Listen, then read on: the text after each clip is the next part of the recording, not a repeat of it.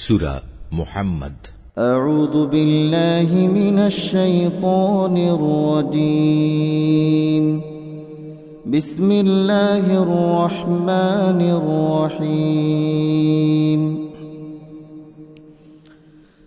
الذين كفروا وصدوا عن سبيل الله أضل أعمالهم.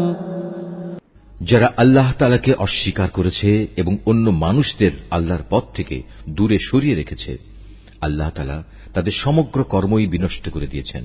والذين آمنوا وعملوا الصالحات وآمنوا بما نزل على محمد وهو الحق من ربهم كفر عنهم سيئاتهم وأصلح بالهم.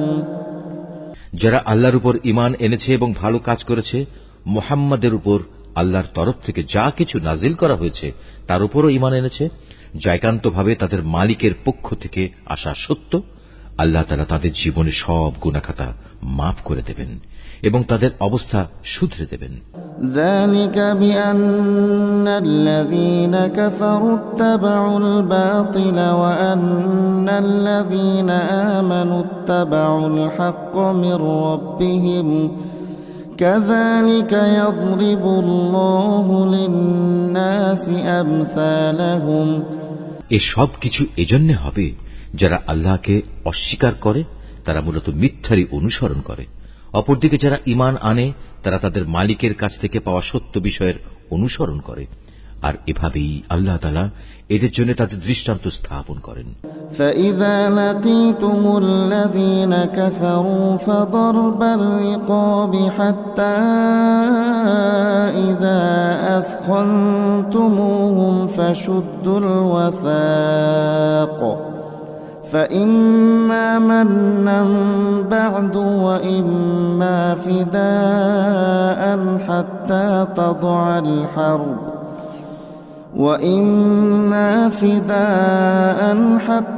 تضع الحرب أوزارها ذلك ولو يشاء الله لانتصر منهم ولكن ليبلو بعضكم ببعض والذين قتلوا في سبيل الله فلن يضل أعمالهم. অতএব যুদ্ধের ময়দানে যখন তোমরা কাফেরদের সম্মুখীন হবে তখন তোমরা তাদের গর্দানে আঘাত করো, অতঃপর এভাবে তাদেরকে সম্পূর্ণরূপে পরাভূত করিবে। তখন তোমরা বন্দীদের শক্ত করে বেঁধে রাখো, এরপর বন্দীদের মুক্ত করে দেবে কিংবা তাদের কাছ থেকে মুক্তিপণ আদায় করে ছেড়ে দেবে। এটা একান্তই তোমাদের ব্যাপার। তবে যতক্ষণ যুদ্ধ তার অস্ত্রের বোঝা ফেলে না দেবে ততক্ষণ পর্যন্ত তোমরাও অস্ত্র সংবরণ করো না, এটাই তোমাদের করা উচিত। অথচ আল্লাহ তাআলা চাইলে যুদ্ধ ছাড়াই তাদের পরাজয়ের শাস্তি দিতে পারতেন। তিনি এক দলকে দিয়ে আর এক দলের পরীক্ষা নিতে চাইলেন। যারা আল্লাহর পথে জীবন দিয়েছে আল্লাহ তাআলা তাদের কর্ম কখনো বিনষ্ট হতে দেবেন না।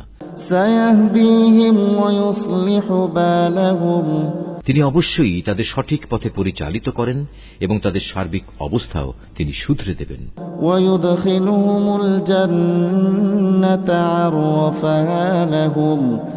এর বিনিময়ে তিনি তাদের জান্নাতে প্রবেশ করিয়ে দেবেন, যার পরিচয় তিনি তাদের কাছে আগেই করে রেখেছেন। ইয়া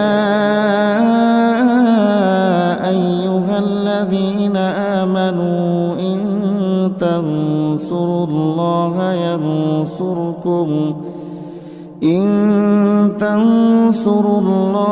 ইয়ানসুরকুম ওয়া ইউসাব্বিত আকদামাকুম. ওহে মানুষ, যারা আল্লাহর উপর ঈমান এনেছো, তোমরা যদি দ্বীন প্রতিষ্ঠার কাজে আল্লাহকে সাহায্য করো তাহলে তিনিও তোমাদের দুনিয়া আখিরাতে সাহায্য করবেন এবং মিথ্যার মোকাবেলায় এই জমিনের বুকে তিনি তোমাদের পদযুগল মজবুত রাখবেন। ওয়াল্লাযীনা কাফারু ফাতা'সাল লাহুম ওয়া আদাল্লা আ'মালাহুম. যারা আল্লাহকে অস্বীকার করেছে তাদের জন্য রয়েছে নিশ্চিত ধ্বংস। আল্লাহ তাআলা তাদের যাবতীয় কর্মই বিনষ্ট করে দেবেন। যালিকা বিআন্নাহুম কারিহু মা আনজালাল্লাহু ফাআহবাতা আ'মালাহুম. এর কারণ হচ্ছে আল্লাহ তাআলা তাদের জন্য যা কিছু পাঠিয়েছেন তারা তা অপছন্দ করেছে, ফলে আল্লাহ তাআলাও তাদের যাবতীয় কর্ম বিনষ্ট করে দিয়েছেন। أفلم يسيروا في الأرض فينظروا كيف كان عاقبة الذين من قبلهم دمر الله عليهم وللكافرين أمثالها। এই লোকগুলো কি আল্লাহর জমিনে পরিভ্রমণ করে দেখতে পারে না বিদ্রোহের পরিণামে তাদের পূর্ববর্তী লোকদের কি অবস্থা হয়েছিল? আল্লাহ তাআলা তাদের সমূলে বিনাশ করে দিয়েছেন। যারা আল্লাহকে অস্বীকার করেছে তাদের জন্যও সেই একই ধরনের আযাব রয়েছে। ذلك بأن الله مولى الذين آمنوا وأن الكافرين لا مولى لهم। এর কারণ হচ্ছে যারা আল্লাহতে বিশ্বাস করে আল্লাহই হন তাদের একমাত্র রক্ষক। প্রকারান্তরে যারা তাকে অবিশ্বাস করে তাদের কোথাও কোনো সাহায্যকারী থাকে না।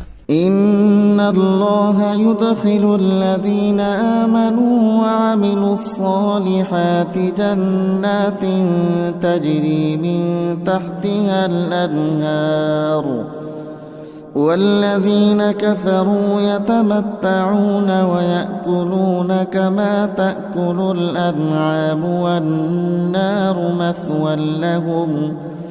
যারা আল্লাহর উপর ঈমান এনেছে এবং ভালো কাজ করেছে, আল্লাহ তাআলা অবশ্যই সেসব লোকদের এমন এক সুরম্য জান্নাতে প্রবেশ করাবেন যার তলদেশ দিয়ে ঝর্ণাধারা প্রবাহিত হতে থাকবে। কাফেররা জীবনের ভোগ বিলাসে মত্ত, জন্তু জানোয়ারদের মতো তারা নিজেদের উদরপূর্তি করে, অতএব জাহান্নামই হবে তাদের নিবাস। وكأين من قرية هي أشد قوة من قريتك التي أخرجتك أهلكناهم فلا ناصر لهم।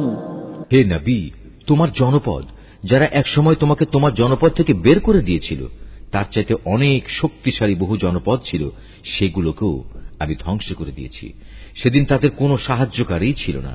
أفمن كان على بينة من ربه كمن زين له سوء عمله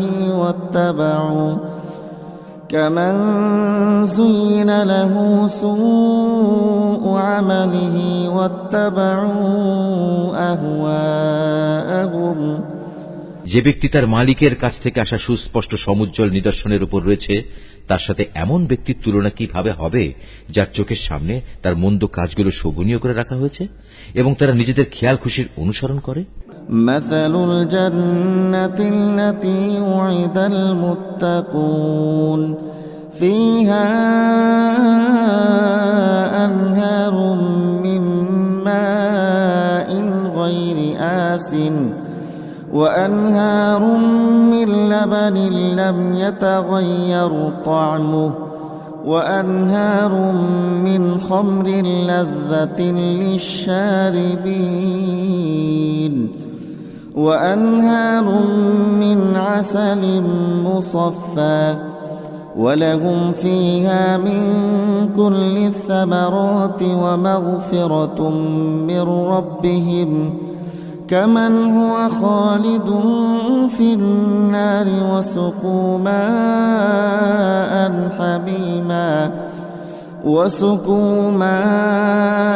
حميما فقطع أمعاءهم। আল্লাহ তাআলাকে যারা ভয় করে তাদের যে জান্নাতের ওয়াদা করা হয়েছে সেখানে নির্মল পানির ফোয়ারা রয়েছে, রয়েছে দুধের এমন কিছু ঝর্ণাধারা যার স্বাদ কখনো পরিবর্তিত হয় না, রয়েছে পানকারীদের জন্য সুধার সুপেয় নহরসমূহ, রয়েছে বিশুদ্ধ মধুর ঝর্ণাধারা, আরও রয়েছে সব ধরনের ফলমূল দিয়ে সাজানো সুরম্য বাগিচা। সর্বোপরি সেখানে রয়েছে তাদের মালিকের কাছ থেকে পাওয়া ক্ষমা। এ ব্যক্তি কি তার সমান হতে পারে যে ব্যক্তি অনন্তকাল ধরে জ্বলন্ত আগুনে পুড়তে থাকবে এবং সেখানে তাদের এমন ধরনের ফুটন্ত পানি পান করানো হবে যা তাদের পেটের নাড়ি ভুড়ি কেটে ছিন্ন বিচ্ছিন্ন করে দেবে। ومنهم من يستمع إليك حتى إذا خرجوا من عندك قالوا للذين أوتوا العلم ماذا قال آنفا أولئك الذين طبع الله على قلوبهم واتبعوا أهواءهم তাদের মধ্যে এমন কিছু লোকও আছে যারা তোমার কথা শোনে, কিন্তু যখন তোমার কাছ থেকে বাইরে যায় তখন তারা এমন সব লোকদের কাছে এসে বলে যাদের আল্লাহর পক্ষ থেকে জ্ঞান দান করা হয়েছে। এইমাত্র কি যেন বলল লোকটি? মূলত এরাই হচ্ছে সেসব লোক আল্লাহ তাআলা যাদের অন্তরে মোহর মেরে দিয়েছেন, এবং এ কারণেই এরা নিজেদের খেয়াল খুশির অনুসরণ করে চলে।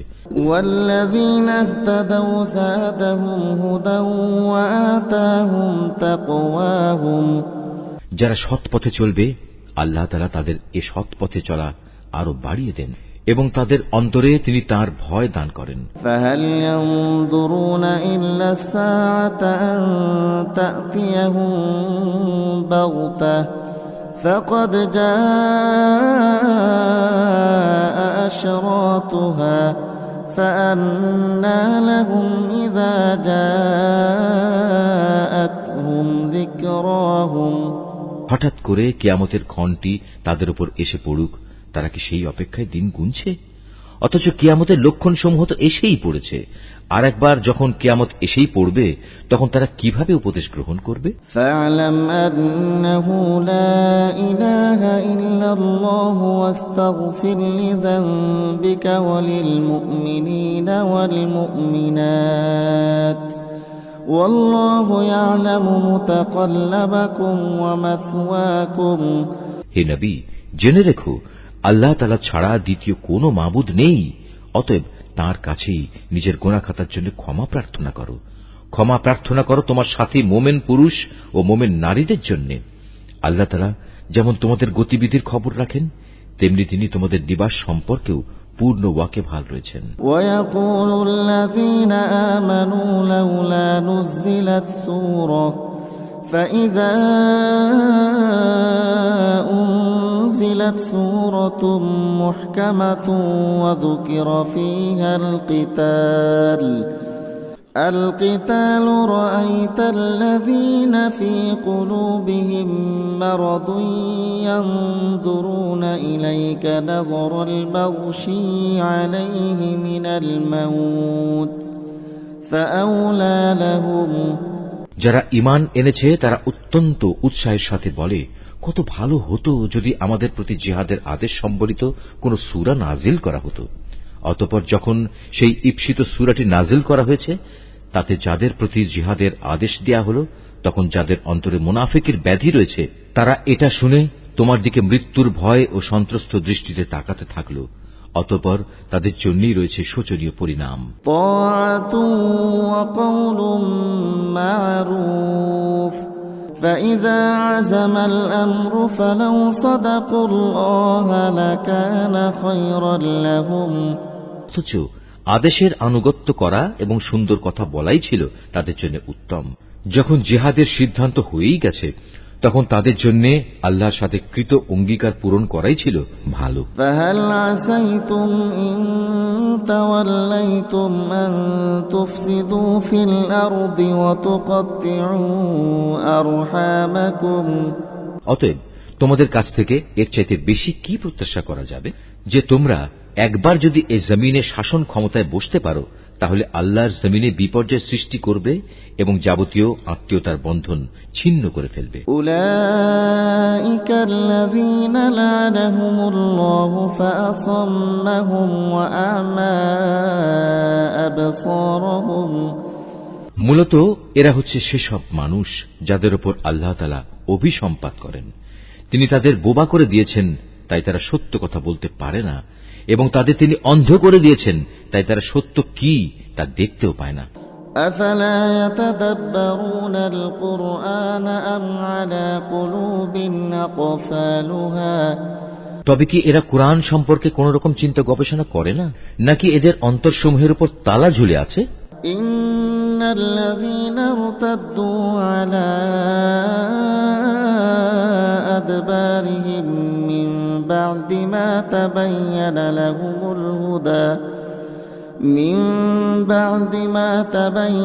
لهم الهدى الشيطان سول لهم وأملى لهم যাদের কাছে হেদায়েতের পথ পরিষ্কার হয়ে যাওয়ার পরেও তারা তা থেকে মুখ ফিরিয়ে নেয়, শয়তান এদের মন্দ কাজগুলো ভালো লেবাস দিয়ে শোভনীয় করে পেশ করে এবং তাদের জন্য নানা মিথ্যা প্রলোভন দিয়ে রাখে। ذلك بأنهم قالوا للذين كرهوا ما نزل الله ذلك بأنهم قالوا للذين كرهوا ما نزل الله سنطيعكم في بعض الأمر والله يعلم إسرارهم।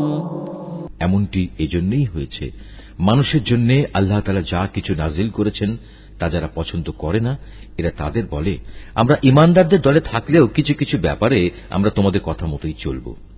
আল্লাহ তাআলা এদের গোপন অভিসন্ধি সম্পর্কে খবর রাখেন। فكيف إذا توفتهم الملائكة يضربون وجوههم وأدبارهم। সেদিন তাদের অবস্থা কেমন হবে, যেদিন আল্লাহর ফেরেশতা তাদের মুখমণ্ডল ও পৃষ্ঠদেশে প্রচন্ড আঘাত করতে করতে তাদের মৃত্যু ঘটাবে।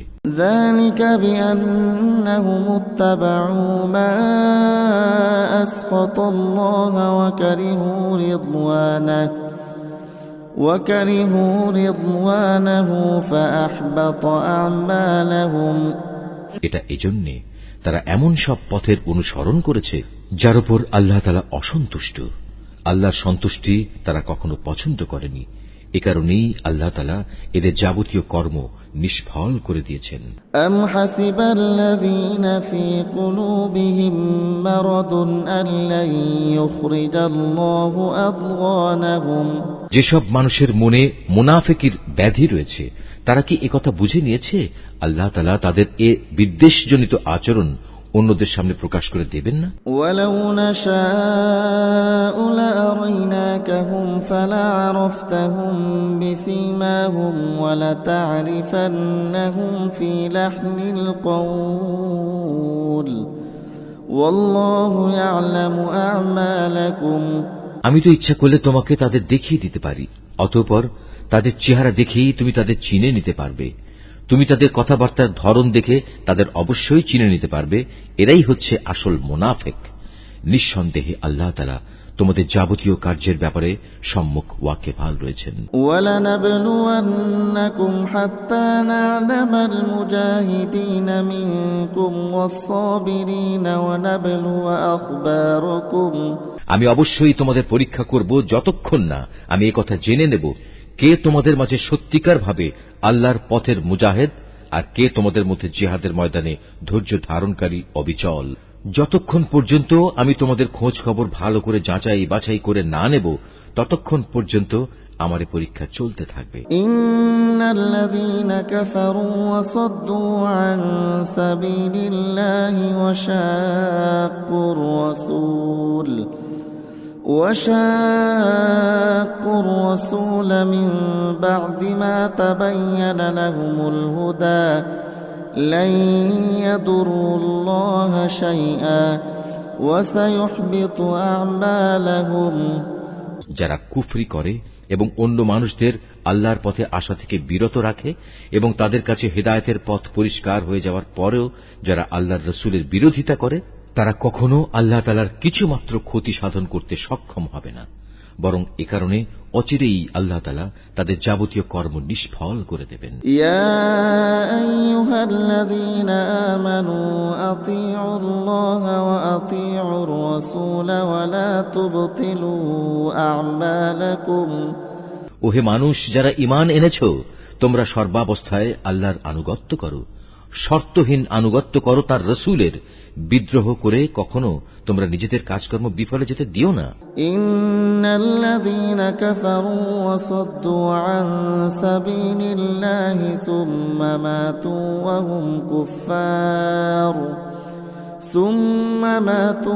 হুম কুফফার ফালান ইয়াগফিরাল্লাহু লাহুম। যারা নিজেরা আল্লাহ তাআলাকে অস্বীকার করে এবং অন্য মানুষদেরও যারা আল্লাহর পথে আসা থেকে ফিরিয়ে রাখে, অতঃপর এ কাফের অবস্থায় তারা মরে যায়, আল্লাহ তাআলা এসব লোকদের কখনো ক্ষমা করবেন না। ফালা তাহিনু ওয়া তাদউ ইলা সালমি ওয়া আনতুমুল আ'লাউন والله معكم ولن يتركم أعمالكم অতএব তোমরা কখনো হতোদ্যম হয়ে পড়ো না এবং কাফেরদের সন্ধির দিকে ডেকো না, কেননা শেষতক বিজয়ী তোমরাই হবে। আল্লাহ তাআলা তো তোমাদের সাথেই রয়েছেন, তিনি কখনো তোমাদের কর্মফল বিনষ্ট করবেন না। ইন্নামাল হায়াতুদ দুনিয়া লাইবুন ওয়া লাহু ওয়া ইন তু'মিনু ওয়া তাত্তাকু ইউতিকুম উজুরাকুম ওয়া লা ইয়াসআলকুম আমওয়ালাকুম। অবশ্যই এ বৈষয়িক দুনিয়ার জীবন হচ্ছে খেলাধুলা ও হাসি তামাশা মাত্র। এতে মত্ত না হয়ে তোমরা যদি আল্লাহর উপর ঈমান আনো এবং সর্বাবস্থায় আল্লাহকে ভয় করে চলো, তাহলে তিনি অবশ্যই তোমাদের এই কাজের যথার্থ বিনিময় প্রদান করবেন এবং এর বদলে তিনি তোমাদের কাছ থেকে কোন ধন সম্পদ চাইবেন না। ইয়াসআলকুমুহা ফায়ুহফিকুম তাবখালু ওয়া ইখরিজ আদওয়ানাকুম।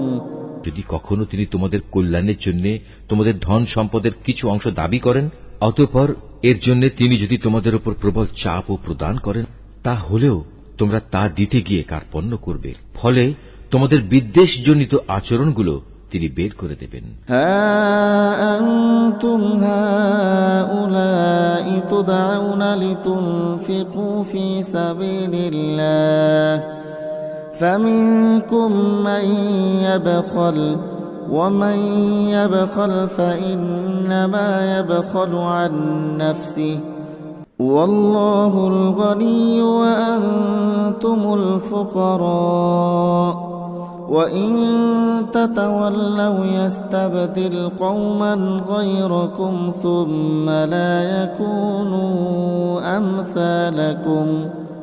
হ্যাঁ, এ হচ্ছে তোমরা, তোমাদেরই তো ডাকা হচ্ছে আল্লাহর পথে সম্পদ খরচ করার জন্য, অতঃপর তোমাদের একদল লোক কার্পণ্য করতে শুরু করল, অথচ যারা কার্পণ্য করে তারা প্রকারান্তরে নিজেদের সাথেই কার্পণ্য করে, কারণ আল্লাহ তাআলা তো এমনি যাবতীয় প্রয়োজন মুক্ত, শুধু তোমরাই হচ্ছ অভাবগ্রস্ত।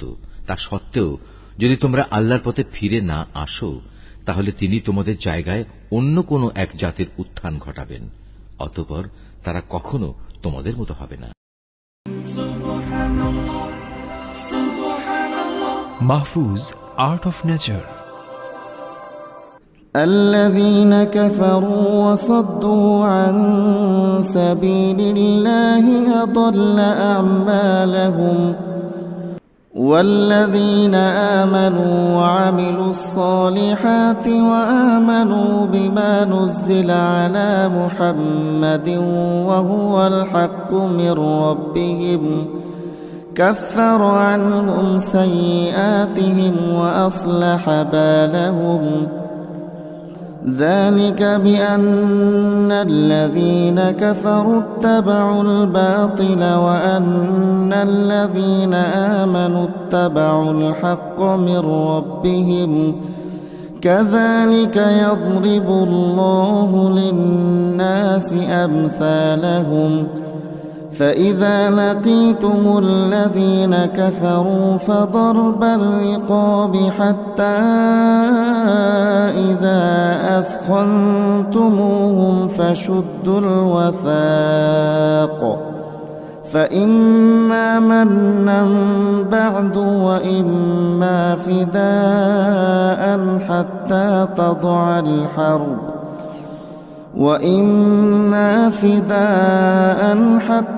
تضع الحرب أوزارها ذلك ولو يشاء الله لانتصر منهم ولكن ليبلو بعضكم ببعض والذين قتلوا في سبيل الله فلن يضل أعمالهم سيهديهم ويصلح بالهم ويدخلهم الجنة عرفها لهم يا أيها الذين آمنوا إن تنصروا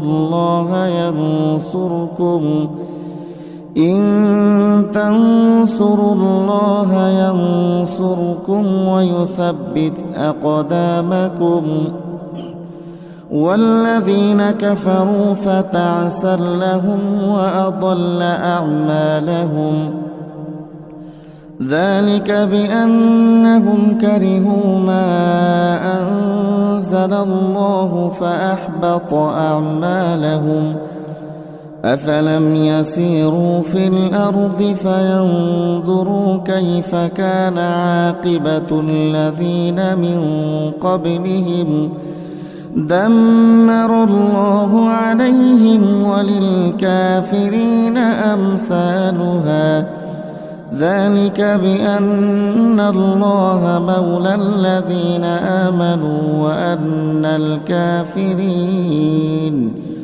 وأن الكافرين لا مولى لهم إن الله يدخل الذين آمنوا وعملوا الصالحات جنات تجري من تحتها الأنهار والذين كفروا يتمتعون ويأكلون كما تأكل الأنعام والنار مثوى لهم وكأي من قرية هي أشد قوة من قريتك التي أخرجتك أهلكناهم فلا ناصر لهم أفمن كان على بينة من ربه كمن زين له سوء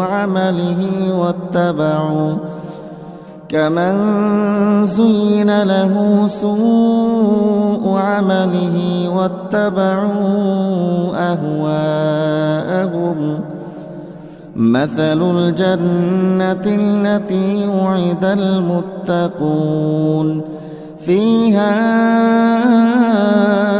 أنهار من ماء غير آسن وأنهار من لبن لم يتغير طعمه وأنهار من خمر لذة للشاربين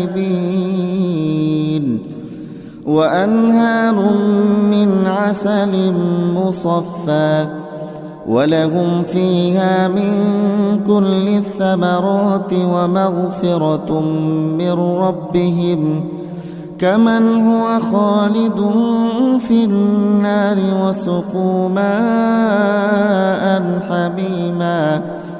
وسقوا ماء حميما فقطع أمعاءهم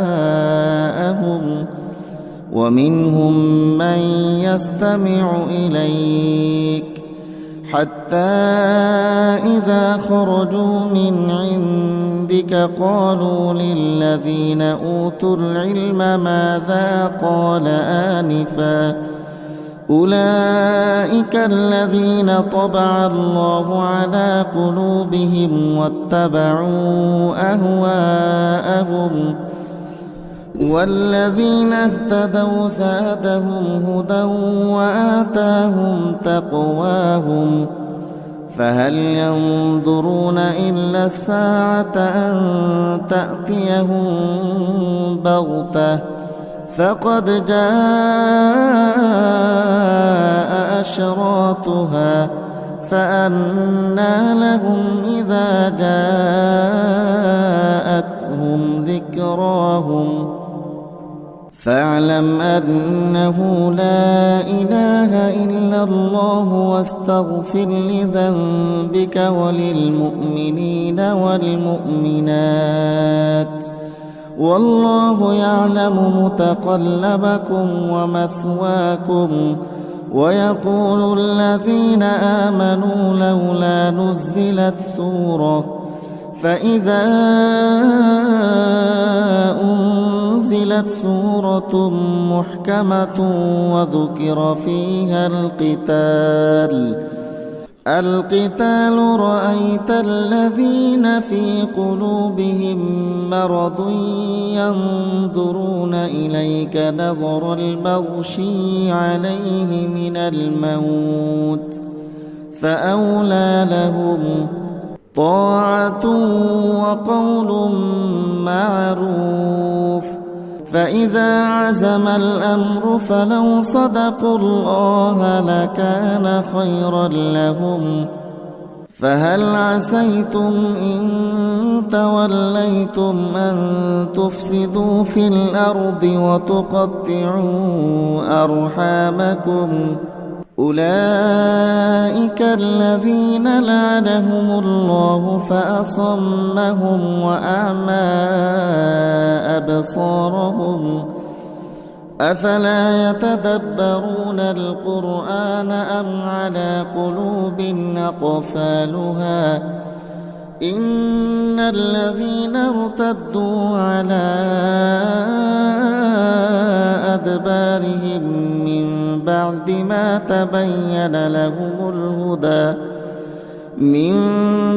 ما تبين لهم الهدى الشيطان سول لهم وأملى لهم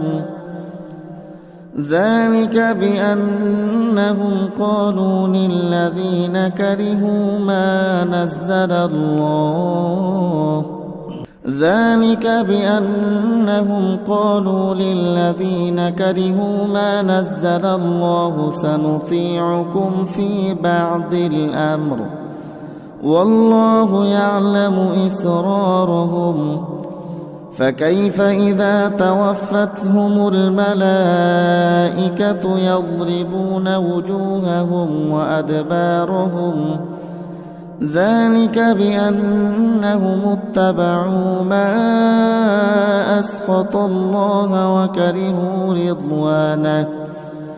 وكرهوا رضوانه فأحبط أعمالهم أم حسب الذين في قلوبهم مرض أن لن يخرج الله أضغانهم ولو نشاء لأريناكهم فلعرفتهم بسيماهم ولتعرفنهم في لحن القول والله يعلم أعمالكم ولنبلونكم حتى نعلم المجاهدين منكم والصابرين ونبلو أخباركم إن الذين كفروا وصدوا عن سبيل الله وشاقوا الرسول من بعد ما تبين لهم الهدى لن يضروا الله شيئا وسيحبط أعمالهم يا أيها الذين آمنوا أطيعوا الله وأطيعوا الرسول ولا تبطلوا أعمالكم إن الذين كفروا وصدوا عن سبيل الله ثم ماتوا